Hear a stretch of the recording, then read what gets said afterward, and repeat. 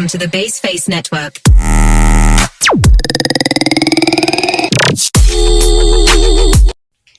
Halo semuanya, di sini aku akan menjelaskan tentang Ether Channel dan STP. Di sini aku sudah mempunyai topologi dengan satu multi-layer switch, 2 switch, 4 PC, dan 1 server.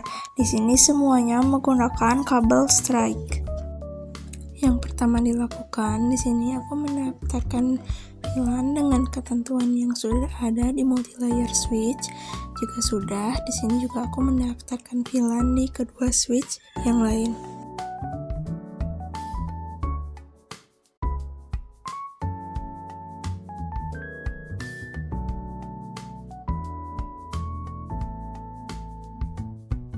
Jika sudah selesai, di sini aku masuk kembali ke multi-layer switch, lalu memasukkan IP address sesuai dengan ketentuan yang telah diberikan.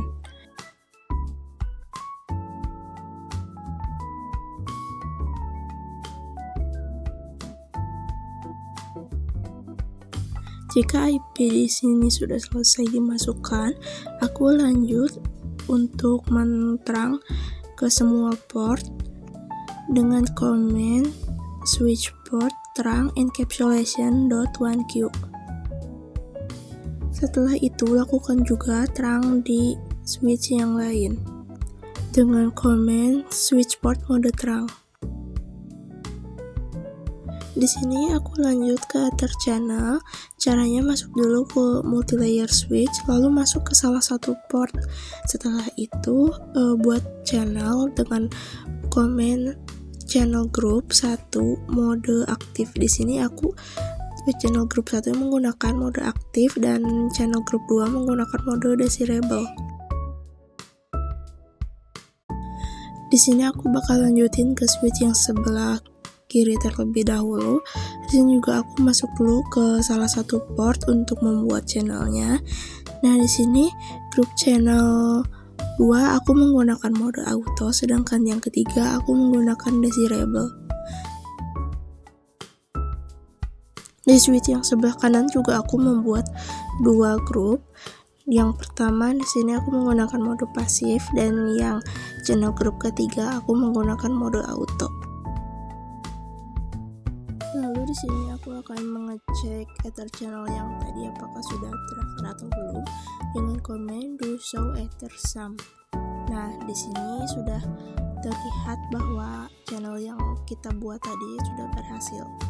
Aku juga mengecek hal yang sama di sebelah kiri dengan command do show ether sum, dan terlihat juga sudah ada channel group yang telah kita buat tadi. Di yang sebelah kanan juga sama, dan ini hasilnya. Di sini aku masuk ke multi-layer switch untuk menambahkan IP DHCP pool. Nah, commandnya IP DHCP pool VLAN 10.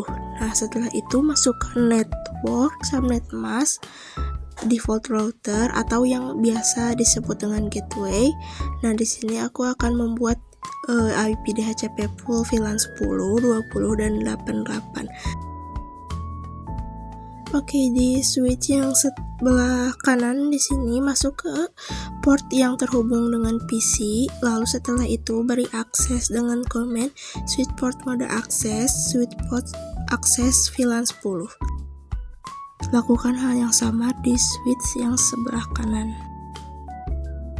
Di sini aku masuk dulu ke server untuk memberikan IP secara statik.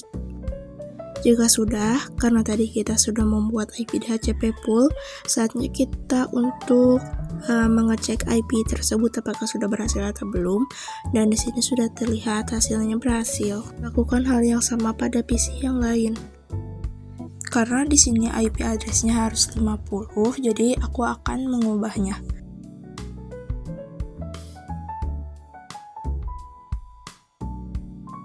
Jika sudah selesai diubah, di sini aku langsung mengecek ke semua PC.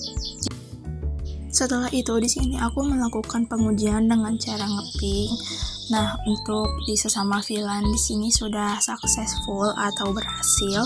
Namun jika kita mencoba ke yang berbeda VLAN itu hasilnya akan fail karena ada satu perintah yang belum kita masukkan di multilayer switch. Di multilayer switch di sini tambahkan command IP routing agar bisa saling ngeping. Di sini aku coba ping lagi dan hasilnya masih tetap fail, jadi aku melakukan 2 kali ping dan hasilnya successful. Di sini lanjut ke STP, masuk ke multilayer switch, lalu ketik do show interface VLAN 1 untuk mengetahui MAC address dari setiap switch tersebut. Nah, jika sudah seperti ini, addressnya sudah terlihat dan di sini aku akan menyalin addressnya dan menambahkan catatan di sebelah switchnya agar tidak lupa. Lakukan hal yang sama pada switch yang lain.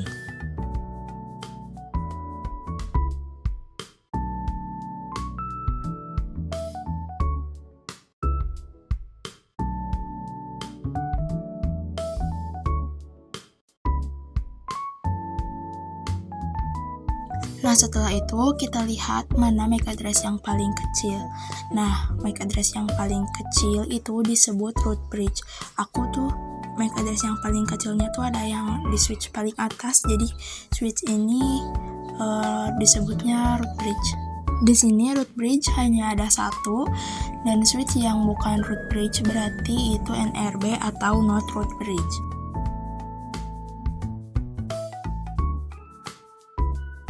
Nah, di sini yang portnya oranye tuh biasanya disebut alternative port.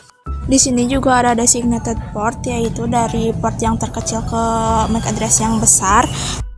Lalu di sini juga ada root port, yaitu port yang mengarah ke root bridge.